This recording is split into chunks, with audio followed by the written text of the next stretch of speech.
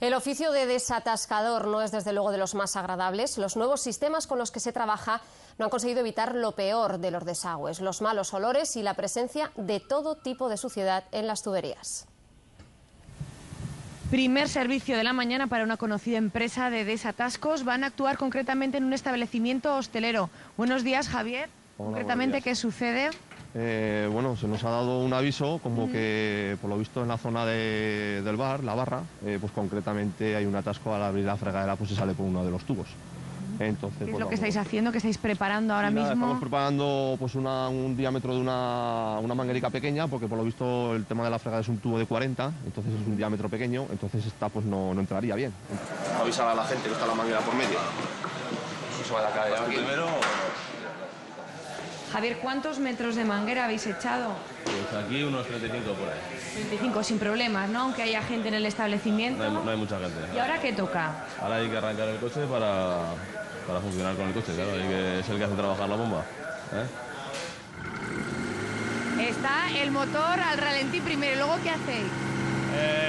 El motor arranca como si fuera a funcionar el coche, le hace funcionar la transmisión, hace funcionar a la bomba. Y es como si fuera unas 3.000 revoluciones. Se lo ponéis en primera el coche. Eso es, sí. La primera normal y corriente. La primera normal, pero con otra transmisión. Javier, ¿qué estás haciendo ahora? Aquí estamos intentando taponar un desagüe que hay aquí, porque vamos a darle ahora con agua a presión allá en la fregadera.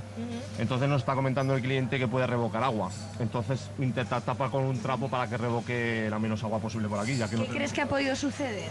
Pues en estos casos, al haber fregaderas, pues puede ser pues grasas, jabones, palillos. ¿Ya está pasando el agua, Javier? Sí. ¿A cuánta presión? Pues ahora me imagino que estaremos a 180, 200 kilos. Bueno, bares, que es un poco más. ¿Corremos el riesgo de que esto se inunde o no? De momento sí, pero si no ha salido ya, eso es buena señal. O sea que va tragando el agua. Tenemos suerte. Sí, de momento pensamos que sí. Parece que se complica la cosa, ¿no, Javier? Pues sí, parece que ya lo teníamos solucionado y ahora ha empezado a salir agua. Habrá que empezar a quitar la nevera. ¿Os toca recoger mucha agua siempre? Sí, siempre intentamos ayudar un poco al cliente, pues porque tampoco es de agrado para ellos esto. ¿Y lidiar con malos olores también? Sí, esto no es nada, vamos. Sí. Prueba superada, ¿no? Pues sí, al fin y al cabo ha habido suerte.